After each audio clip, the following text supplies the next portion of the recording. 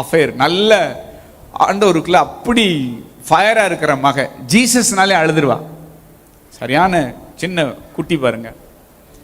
எனக்கு தெரிஞ்ச ஒரு 5 வருஷமா ரொம்ப டெண்டர் டீனேஜ்லேயே அவ்வளோ தூரம் ஆர்வமாக அவள் எங்கள் லைவை ஃபாலோ பண்ணி அப்ராட்ல இருக்கிறா. அந்த மாதிரி ஒரு வாஞ்சியான மக பாருங்க. சமீப நாட்களாக ஃபோனே என்கிட்ட என்னன்னா இல்லை.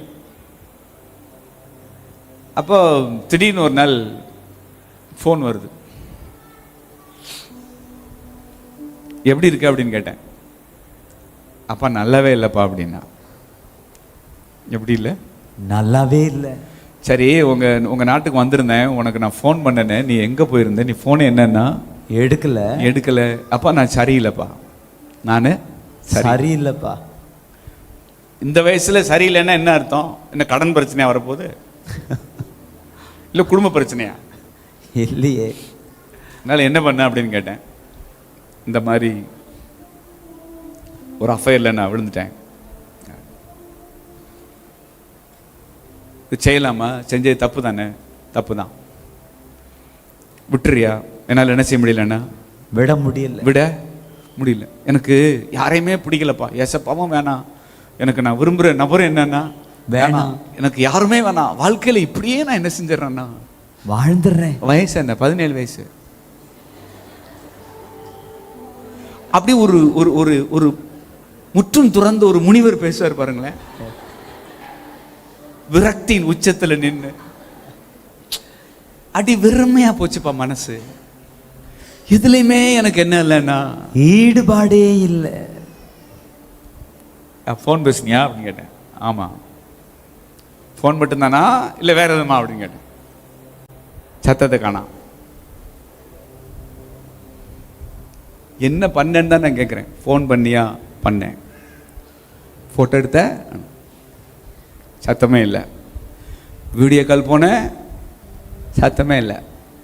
பண்ணியா பண்ணலையா? பண்ணேன். அடுத்து கேட்டேன், உடம்ப காட்டினியான்னு கேட்டேன். சத்தமே இல்லை. காட்டினியா காட்டலையா?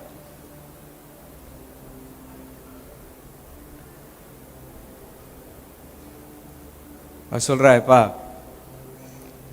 ஒரு வீக்னஸில் சாட்டிங்னு போய் வீடியோ கால்னு போய் கடைசியில் என்னுடைய உடம்பை நான் காட்டினேன்.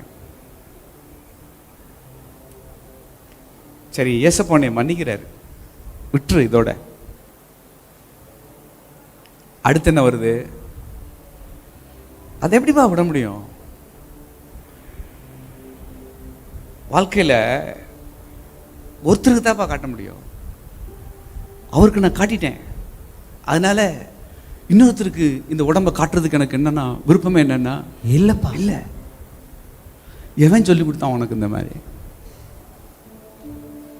அப்போ நான் சொன்னேன், உனக்குன்னு நியமிச்சிருக்கிறார் கர்த்தர். ஒருத்தர் நியமிச்சிருக்கிறார். அவனுக்கு தான் இந்த உடலை என்ன செய்யணும்? நீ காட்டணும். அவன் யாருன்னே உனக்கு தெரில. நீயா ஒருத்தனை விரும்பிக்கிட்டு நீ யாருக்கு உன்னுடைய உடம்பை காட்டினேன்னா உனக்கு நியமிக்கப்படாத ஒருத்தனுக்கு, நீயா விரும்பின ஒருத்தனோட வாட்ஸ்அப் காலில் போய் வீடியோ காலில் போய் உன் உடம்பை காட்டி அதில் ஒரு த்ரில் உனக்கு என்ன? இதுக்கு பேர் எச்சி புத்தி. சொல்லுங்க, எச்சி புத்தி. இதுக்கு பேர் என்ன? லவ்வா? தெய்வீக காதலாம். மனிதர் உணர்ந்து கொள்ளன்றான். அது என்னன்னு தெரியல எங்களுக்கு.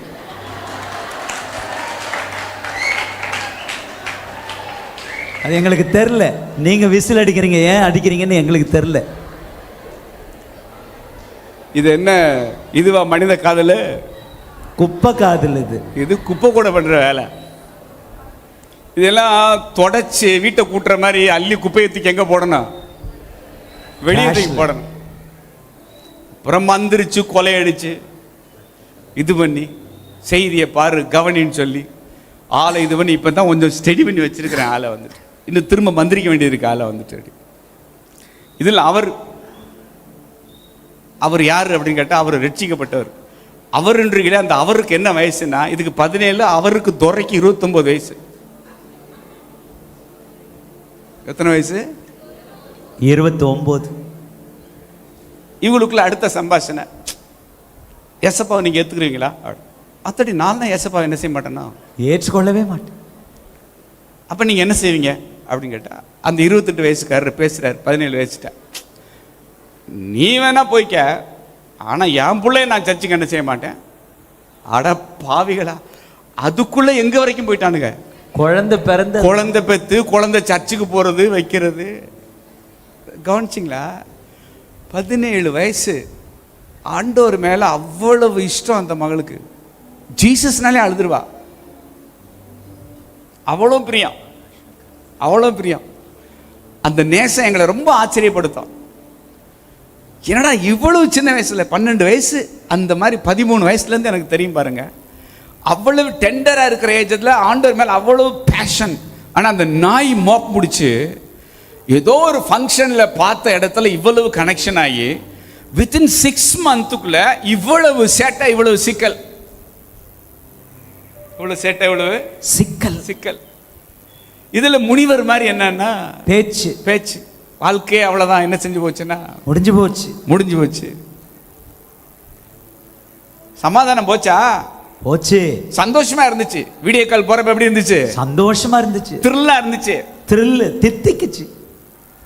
ஆனா இப்போ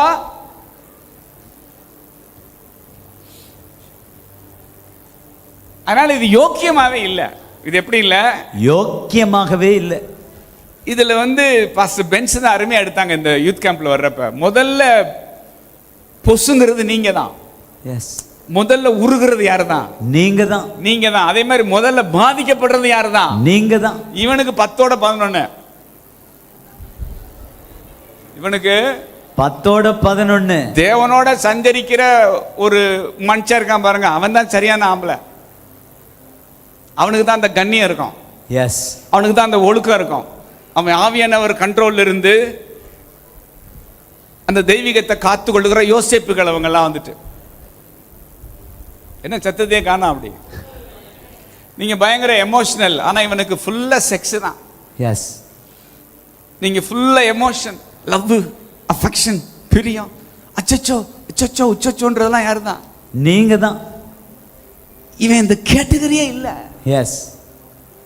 இவன் டிசைனே வேற, உங்க டிசைனே வேற. ஹalleluya. நீ சொல்ற பாத்தியா, ஐயோ என்னுடைய காதலை கொச்சைப்படுத்தாதிருங்கள்.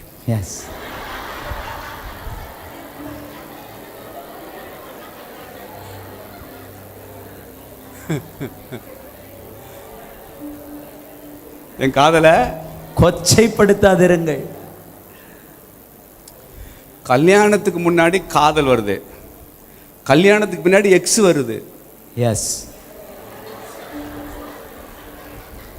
இப்ப எங்க பிரச்சனையில கரண்ட்டை டீல் பண்றதா இல்ல எக்ஸை டீல் பண்றதான்னு தெரியல, புரியல.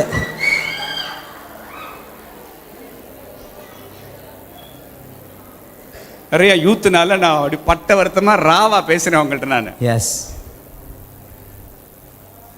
அந்த வட்ட திருப்தி அடைந்தா ஏன் எக்ஸை தாடி போறான்? சோ கல்யாணத்துக்கு முன்னாடி பண்ற சேட்டை கல்யாணத்துக்கு பின்னாடியும் தொடர்ந்து தங்கம். கல்யாணத்துக்கு முன்னாடி காதல்ங்கிற பேரு, கல்யாணத்துக்கு பின்னாடி கள்ள காதல்ங்கிற பேரு. இது காதல், அது கள்ள காதல். ஆட்டி படைக்குது அநேகரை. அதுக்கு மரியாதையா, ஒழுக்கமா மரியாதையா இந்த ஆட்டைக்கே நான் என்ன செய்யல, வரல. நீங்க யாரை நீங்க பிக்ஸ் பண்ணிருக்கீங்களோ அவங்க அந்த டேஷ்ல நீங்க நிரப்பிருங்க ஆண்டவரே, நிரப்பிருங்க ஆண்டவரே. கையை தூக்கிட்டு அமர்ந்திருப்போம்னு சொன்னா கர்த்தர் கொண்டு வந்து சரியா பிக்ஸ் பண்ணிடுவாரு. ஆமென். நீ மிக்ஸ் ஆயிராத. கர்த்தர் என்ன செய்வாரு? பிக்ஸ் பண்ணுவாரு. நீ என்ன செய்யாத, மிக்ஸ் ஆயிடாத, மிக்ஸ் ஆயிராத. ஹalleluya, ஹalleluya, ஹalleluya, ஹalleluya. அதனால எதுவா இருந்தாலும் சரி, உங்க வயசுக்கு ஒருவேளை இதை கிரகிக்க முடியுதா இல்லையான்னு தெரியல, ஆனா இதுக்கு நீங்க சரண்டர் ஆகி ஒப்பு கொடுக்குறப்போ, ஆண்டவர் உங்களுக்கு நியமிச்ச நபர் உங்க வாழ்க்கையில வர்றப்போ, அவங்கள கொண்டுதான் உங்களை குறிச்ச தேவ சித்தத்தை தேவன் நிறைவேற்ற விரும்புகிறார். ஆமென். ஹalleluya, ஹalleluya. இப்ப கோடிட்ட இடத்தை என்ன செய்யுங்க? நிரப்புக. அதை கர்த்தர் தான் என்ன செய்வார்? நிரப்புவார்.